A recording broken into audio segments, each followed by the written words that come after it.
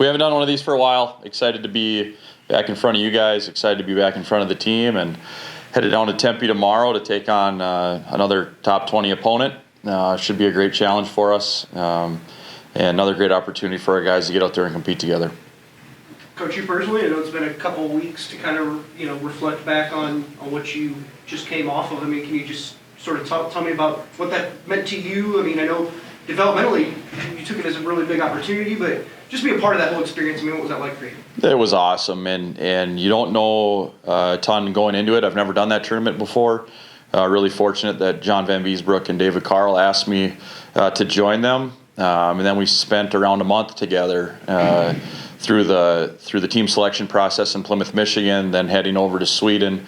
We had a handful of exhibition games, and then there's pool play, and then the medal rounds, and the days in the hotel, just talking amongst a great group of hockey minds. You learn a lot as a young professional, and then you get to work with just a tremendous group of kids, and they were hungry for redemption against the Swedes. And then for them to get rewarded to win a gold medal for USA Hockey, and just to see the joy and everything they put into it. It's been many years of work for those guys, and then to see it culminate on the ice in Gothenburg in front of the Swedish crowd was just really cool. You said it, and that's kind of a follow-up I had, is that crowd. I mean, what was that crowd like in that championship game? You guys are kind of the enemy in that game. Yeah, I mean, they were outstanding throughout. Just a tremendous hockey following in Scandinavia, especially in Sweden. The host city Gothenburg did a tremendous job, and to get 11,000 fans in the gold sweaters chanting nearly the whole game, all the emotions. It's like a soccer type of feel, and then at the end of the game too, just how it all ended, the emotions, these kids, what it meant to them. It was just one of those environments that you only get to enjoy so many times in your life, and really fortunate to be there for that one.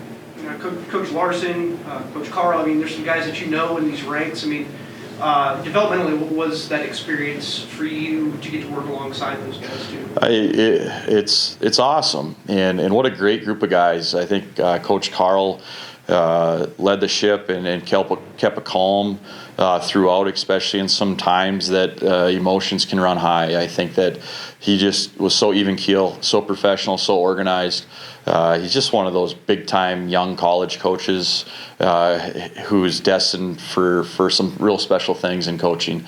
So that was incredible. And then personally, you learn, some things are reaffirming in how you're running your program, how you're, developing pregame prepping, game management, and then personally, to be quite honest, you learn that you can be better. But you're able to identify some things that you can implement in your own group to help elevate your team. How did you did you stay in touch pretty often with the coaching staff back here? I mean, what was that relationship like?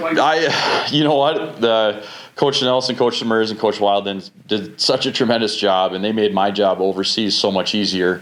I probably wanted to check in and communicate more than them because they had it, and it was theirs, and they were doing such a good job, and I just missed them and the guys. So I wanted to see where things are at and get a feel of the pulse, but they had it, and again, their hard work, and they're just really good people, really good coaches. They made my job a lot easier, and I had all confidence in them. Just reuniting with the team, when did that happen, and what was that like for you? I was able to get back on Monday with the group, and I'm speaking for myself. The energy that I felt being back around.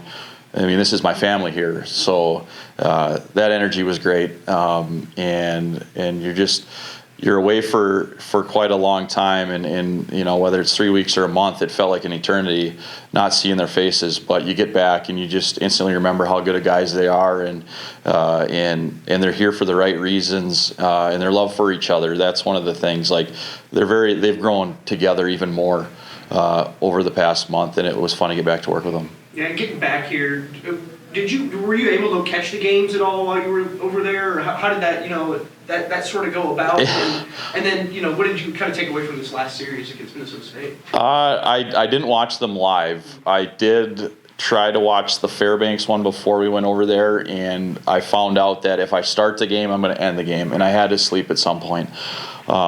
So I picked it up in the morning after the games had concluded, and then I was looped in by the staff.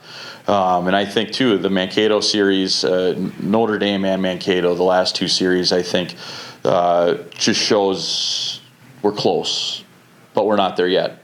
And competitive, yes, but we've said it so many times, like the moral victories are not what we're here for. And there's room for us to grow, to play more consistent throughout the game, and then to close out games. Yeah, closing out games. I mean, how do you go about implementing that in practice and getting those guys to buy into that? I mean, you have to address it in practice, obviously, but I think it's more of a consistent, a consistent style of play, because as games near their end, especially if an opponent is down, there's going to be a push. And when there is a push from an opponent, I think that mistakes are magnified. So you have to rise to that challenge, and you have to manage your emotions. For us, really, it's been the penalties. That's where you see when times are tense, when emotions start to rise, a young group will take a penalty. And that's something we have to flush from our game, and a lot of it's living through it. But with the tough lessons that you're learning and we're learning, I think you have to do just that. You have to show up and actually learn from it and grow from it. Nationally ranked Arizona State team coming. I know they've seen a few CCHA teams this year. What can you sort of tell me about what you've seen from Arizona State? A group that was where we are not too long ago, and they've played on the road. I mean, they had a season where they played, I think, the whole COVID year on the road. Coming from club hockey to Division I, the transition. Now they have some years behind them, the national tournament berth. They've had some huge victories, but now you're seeing them annually have a real strong squad. And Coach Greg Powers does a good job down there. Has them up in the national rankings again, top 20, as you said. And they're a quick transition team. They have talent. They're dangerous if you're going to turn pucks over and not manage the game, and we have to be ready for that. I just have a quick question about TJ Seppenfelter. How's the Viking offense looking to get around a guy like that? Well, I think if you go back to some of our past weekends, you're seeing us get outshot. I mean, Mankato might almost double this up on Saturday night. And it's not that we weren't sending pucks on net. We missed the net far too many times. It's going to be critical against a good goalie like him. The shots, the chances that we do get, we have to make sure that they hit the net. And just speaking to the second half of the season, what are you guys looking to really improve on after seeing just you guys? I mean, we have to live in the moment, and I give our guys credit. They showed up. They've worked. We've had great moments in the early going. We'd like to see more of those moments, but all we're seeing right now in front of our face is Arizona State, and I think that, as I mentioned before, it's a more consistent effort. We strive continually, daily, every time we take the ice, to just play our brand of hockey a little bit better every time. And this is a big weekend for us to just see if we can continue to grow. And speaking to just the resiliency of your team and how the outcome of Mankato, what can you say about just how you are helping the team reset now that you're, back with the team and everything like that? Obviously, me rejoining the squad, there's energy on my end. I think our guys put a solid effort forth against Mankato. We picked the film apart. We've identified some areas that we can grow our game.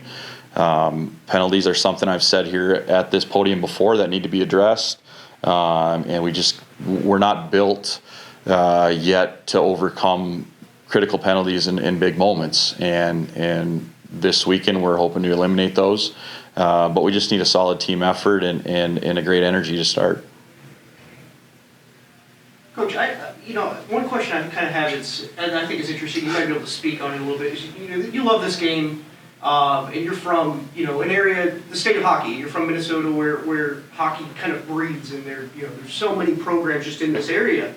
I think Arizona State is representative of a new branch of kind of where hockey wants to go. You look at even some of the interest that's growing in the South, and the SEC wants to possibly create, a hockey league someday. Like, to see it sort of branch out to a place like Arizona State, like it has in the past few years. I mean, what does it say just about the sport's growth at the college level? Because we obviously know what it can do at the professional level, but to see kind of where it's gone at the college level, you see programs like Arizona State. What's it sort of say about the sport? The sport is growing. I think there's a lot of people doing a lot of hard work and making significant commitments to grow our game. And you see it now. USA Hockey has record numbers. Okay, we finally overtaken Canada in the amount of hockey players we have registered with USA Hockey, the first time ever. And our sport is on the rise. I think we're standing in a city right now in Sioux Falls at Augustana that is, again, another, we'll call it a non-traditional hockey market, but there's a lot of youth kids playing in this community. I think with Division I college hockey here now, I think the fans and the people of the community are quickly understanding how exciting this sport is, what a great entertainment value, what fun they can have. And I think universities see too how it can enhance their university. We boast as college coaches that our student athletes are some of the best on college campuses. And I think it's just a really great time to be part of college hockey. But it's bigger than that. As you speak to Arizona State, fortunate enough to recruit Matthew Nyes, who played at the University of Minnesota, an Arizona boy. And it's fun. I mean, this is part of what we're doing here as college coaches and college student athletes, is using this platform to help grow the game. The pool of players, we've talked about it a little bit in the past. I mean, yeah. It's there, right? Like, do you kind of sense that the availability of players there's no shortage of that? No, there's players everywhere, but it's what we're doing here is offering opportunities beyond the youth and junior level, and you really saw. I mean, this thing started to change when Wayne Gretzky went out to the LA Kings in California. Now you see California hockey where it's at. It's just incredible, the momentum that this country is experiencing right now, and the result is men just win gold at the World Juniors, women just won gold. USA Hockey's in a great spot.